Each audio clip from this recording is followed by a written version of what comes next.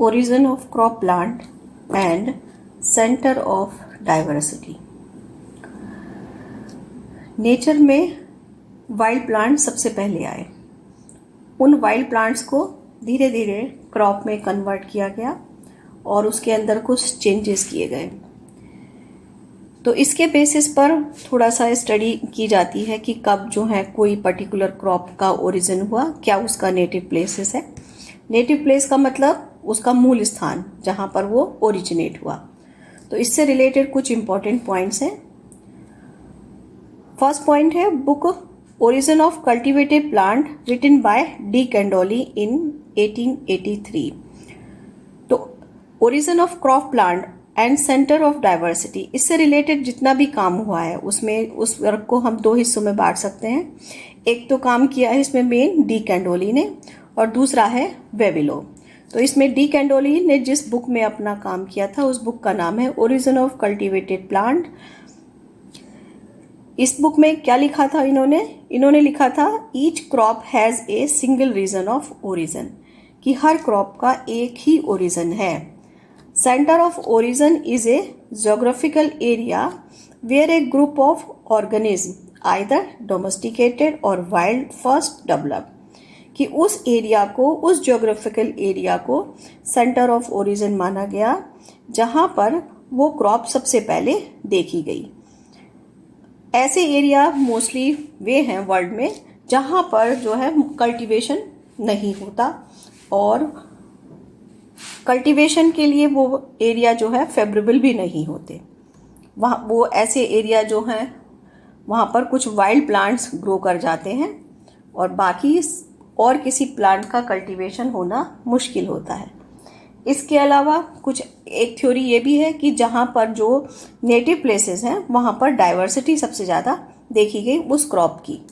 लेकिन हर बार ऐसा हो कोई ज़रूरी नहीं है। कुछ बहुत सारे एग्जाम्पल ऐसे हैं जहाँ पर नेटिव प्लेस अलग हैं और सेंटर ऑफ डाइवर्सिटी अलग है, यानी कि उनकी डाइवर्सिटी अलग एरिया में देखी गई।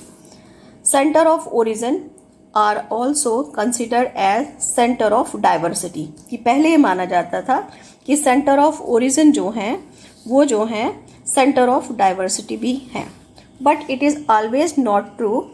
Centre of diversification may not be exact centre of origin of a species.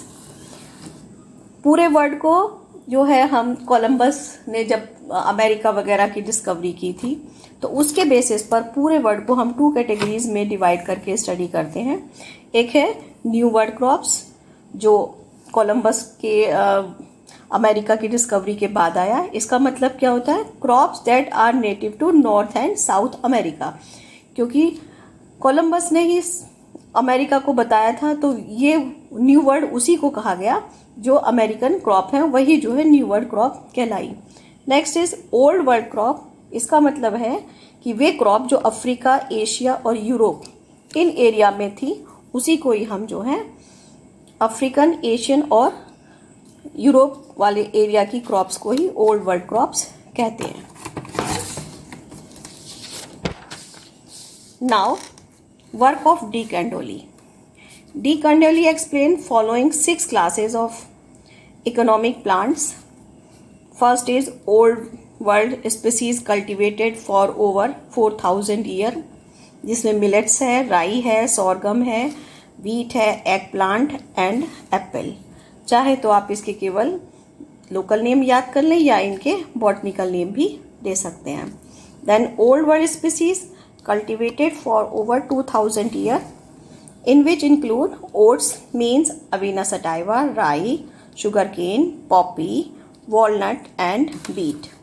Then again old world species cultivated for less than 2000 year. इसमें मैंने जानकर बॉटनिकल नेम नहीं लिखे, आप इसको इस तरह से भी रिप्रेजेंट कर सकते हैं। Coffee, lady finger, buckwheat and parsley.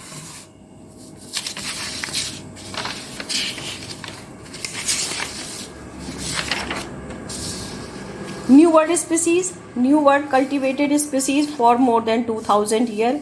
इसमें मेज है, kidney bean, Coca, sweet potato and tobacco. New world species cultivated before the time of Columbus. Columbus ने जब अमेरिका को डिस्कवर कर लिया था। Cotton, potato, guava, avocado, pineapple and vanilla. Now new world species cultivated since the time of Columbus, तो blackberry, cinnamon, plum, rubber and strawberry.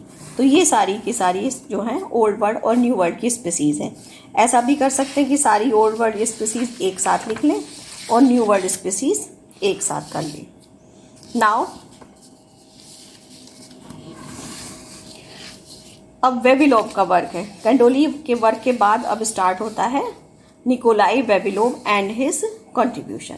तो Nikolai Ivanovich वेविलोव, जिनका time है 1887 टू 1943 वाज, और ये क्या थे, एक रशियन साइंटिस्ट थे। इनका टाइम पीरियड है 1887 टू 1943, और एक ये क्या है, एक रशियन बॉटनिस्ट थे।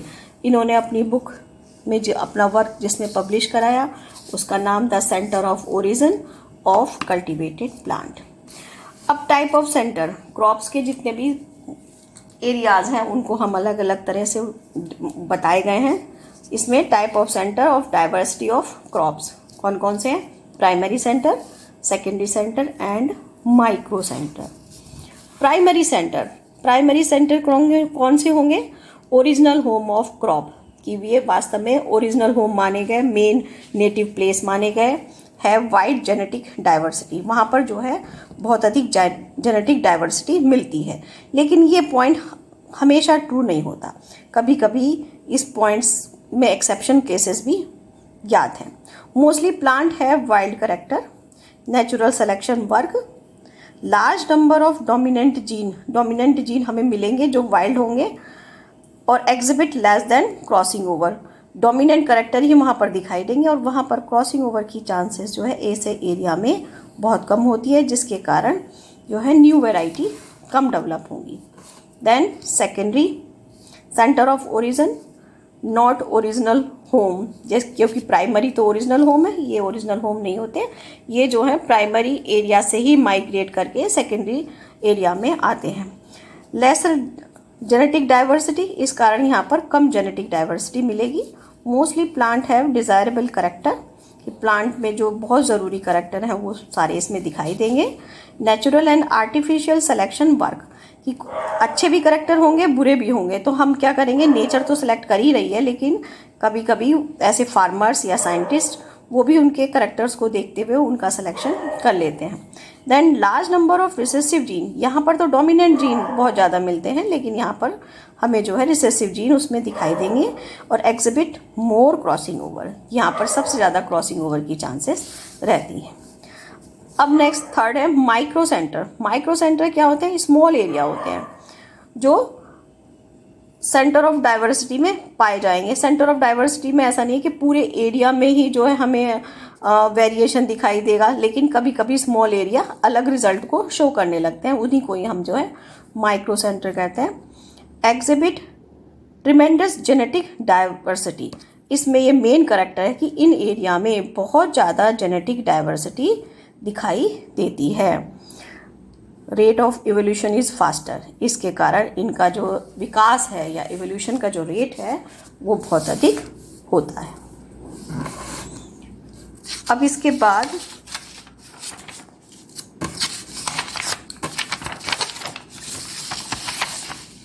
वेविलोव सेंटर ऑफ डाइवर्सिटी, वेविलोव के कितने बताए गए थे वेविलोव ने? तो वेविलोव ने पूरे वर्ल्ड को 8 सेंटर में डिवाइड किया, जिसमें 8 जो है इनके मेन सेंटर और 3 जो हैं सब्सिडरी सेंटर हैं। मेन जो 8 सेंटर्स हैं वो हैं चाइना सेंटर ऑफ ओरिजिन, इसको हम लार्जेस्ट सेंटर ऑफ ओरिजिन कहते हैं। Then Indian centre of origin, ये 2 हिस्सों में बटा है, मेन सेंटर और Indo Malayan centre. Central Asiatic centre of origin, then new eastern centre of origin, Mediterranean centre of origin, Abyssinian centre of origin, south Mexican centre of American centre of origin, and last one is South American centre of origin.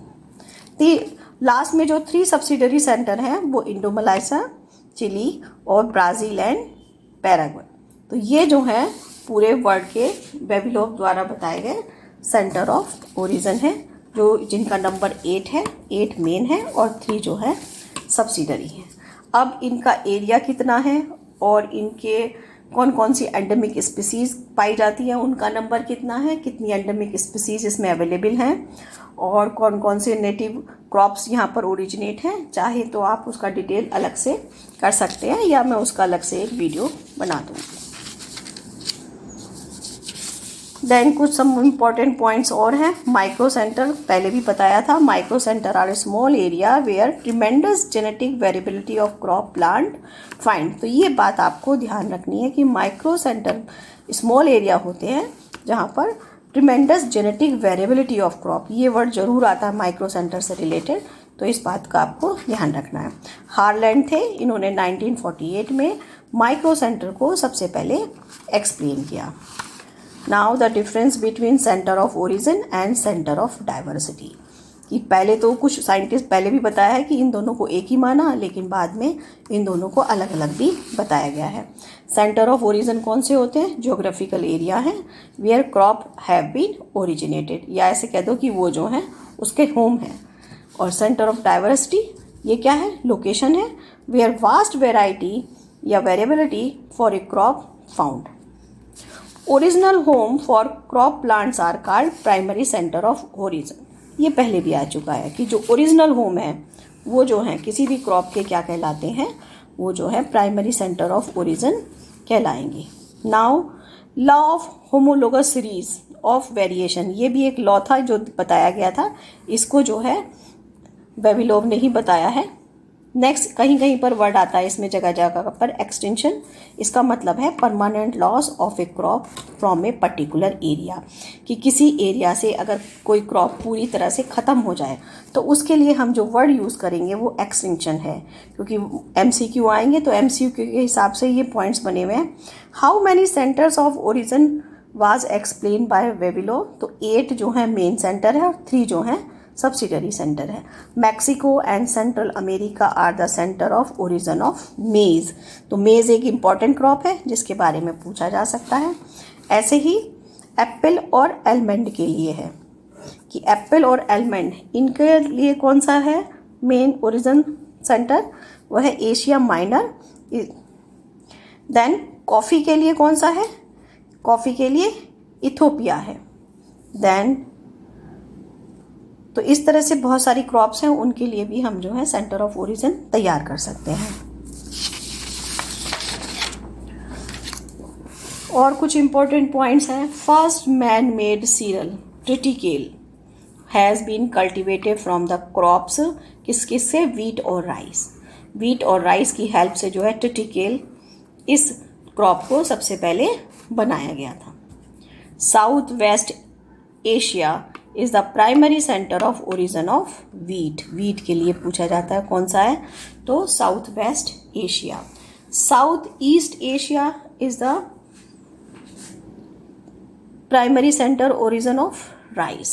तो ये बात ध्यान रखनी है, south west तो wheat के लिए है और साउथ ईस्ट एशिया राइस के लिए है।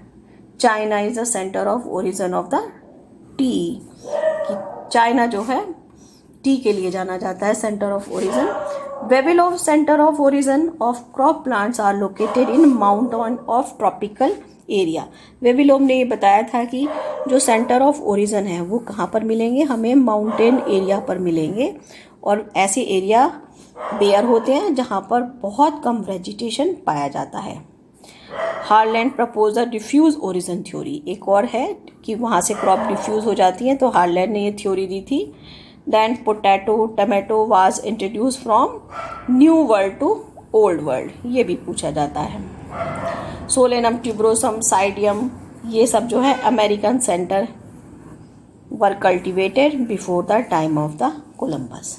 तो कोलंबस से पहले ये जो हैं सब कल्टिवेट किए गए। तो इसी के साथ ये वीडियो मैं फिनिश कर रही हूँ, और इससे रिलेटेड अगर कोई प्रॉब्लम है तो आप जो हैं कमेंट में डाल सकते हैं, कमेंट बॉक्स से, उससे रिलेटेड वीडियो फिर मैं आपको डाल दूँगी। Thank you.